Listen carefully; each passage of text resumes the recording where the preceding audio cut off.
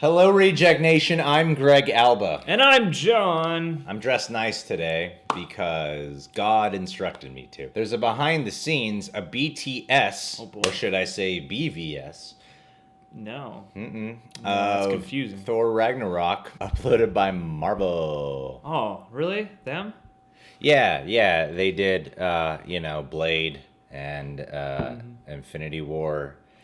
Sin City, Blade, Infinity A History War. of Violence, Road to Perdition, Ghost World, Ghost American World, Splendor, Wanted, Kingsman, The Secret Service. They've done a lot, man. Kick ass. Ooh. Where are we? You have no idea. In this film, we wanted to kind of strip it back and wanted to have more fun with it. And Taika had the exact same idea, and we were both saying, in Thor Ragnarok, let's try and have more attitude. You just got replaced. Ragnarok's sort of a new cycle in the life of the world and all the realms of the universe. It's the destruction of the old and the rebirth of the new. And that's really exciting to me. Surprise! This will be such fun. The way that I've approached this is to rebuild it in a new way. You look great, dude. God of Thunder. God of Thunder. Personally, I think it's just a perfect mix for where the character and story need to go. Different costumes, different weapons, different cast or characters to work off give you a different energy. Yes! Thor's in a crisis. He never went back to Asgard to claim the throne. He wanted adventure. When we pick him up, he's at the end of this search for himself. What are the odds we survive this trip? I tell you out there about $1 million to fun. Million to fun. I want to take people on a ride and inject some comedy into it, an adventure that keeps people laughing along the way, but also has the spectacle and the stuff that gets people excited. He's a fighter.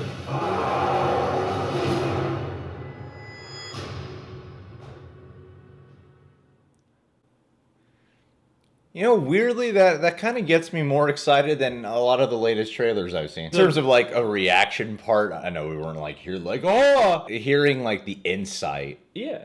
That all translates incredibly well just in the marketing. Yeah, well, and especially the recent trailers we've seen have been more international, so those are more action heavy, and it was nice. It's I haven't seen that shot where Hulk comes in and he's like, yes, in a while, and it hit me when I saw this. I was like, oh, the humor again, the banter, because, you can't do that as much for international trailers. Yeah, this got me back excited just to see the fun they're putting into this. I heard he let the actors improvise in a lot of scenes. Too. He was talking about just making a film that's really fun, but of course having the spectacle as well. And it really dawned on me the production design in every scene. Like when Loki is chained up and he's wearing green and the room's green. Yeah. I noticed that a lot of the time the color palettes would change. And the colors are really strong in this. And, yeah. And it really hit me in that shot where they're in what looks like a big junk heap and they catch him in the net. And I was looking at that and I almost got a Star Wars vibe. I was like, oh, you got a bunch of different looking extraterrestrial characters and this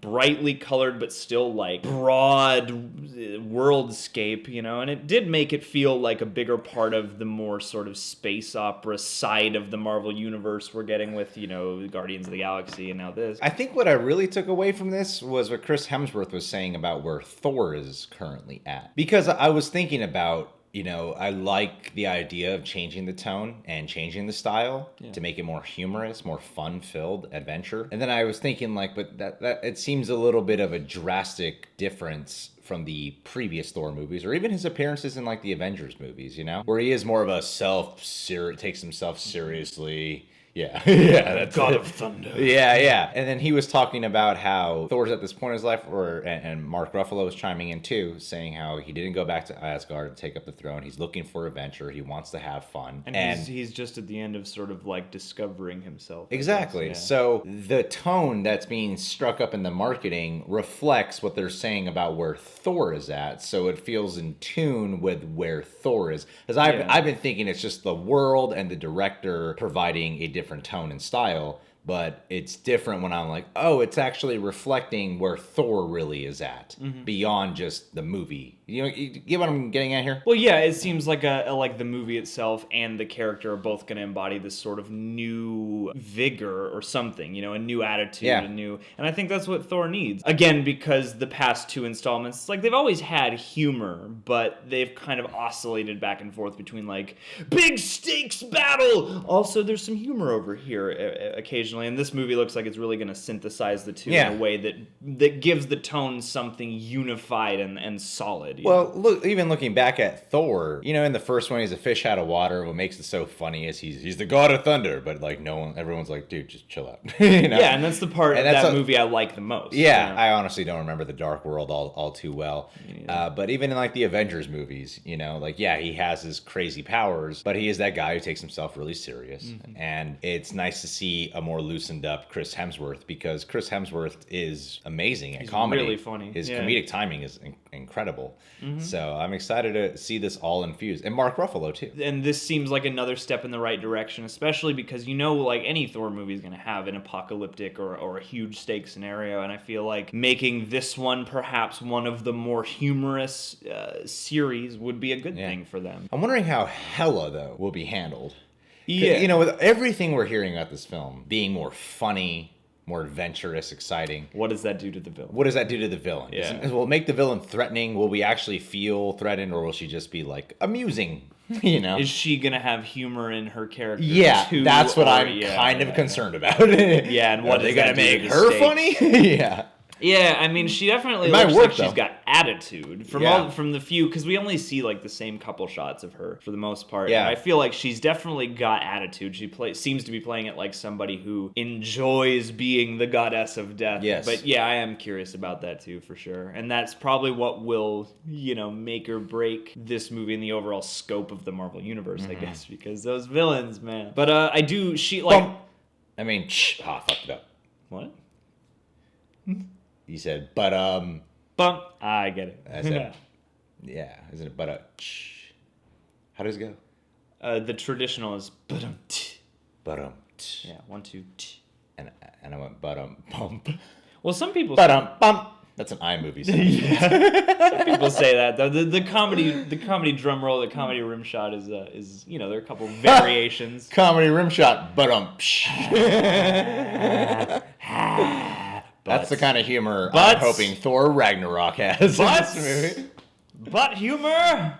Butt scratcher. Butt scratcher. Get your butt scratcher. It's the best social experiment, because no matter where you yell it, somebody will call back. Butt scratcher. Butt scratcher. The new Marco Polo for the millennials. Yeah. Anyway, did you have an actual point you were making? I totally interrupted you with the Oh. Or we could break that down more. I get a vibe. This is just a personal feeling, but I feel like Cate Blanchett is probably going to rock that role. I just feel like I like the footage I've seen of her, and I love her performances typically. She's a new face to see in a movie like this, and it's not like they're covering her in full, intensive makeup like they have with some of the previous villains. I think there's at least potential, but I am a little worried. Let's find out. It's 2 hours and 10 minutes. Yeah. It's almost 3 hours. Round up. I mean, you factor in trailers and pre-movie trivia and stuff like that, whatever they show. Yeah, if you get there before the show. It all counts. It's all part of the runtime. And then however long that hypothetical post-credit stinger ends up being. I like to show up only for the post-credit stinger. Yeah, can I pay for this? I walk in with popcorn during the credits, and the movie is 2 hours and 8 minutes in progress. Nah, it's fine. You don't want to return your ticket? No. I'd rather just see the post-credits scene. This is the end of the movie. Subscribe to The Real Rejects. Click that notification bell. Follow Datchon Humphrey on Twitter and Instagram. Go check out our Patreon. Become a Patronaject today. This is how I dress now. Plaid shirt, giant basketball shorts.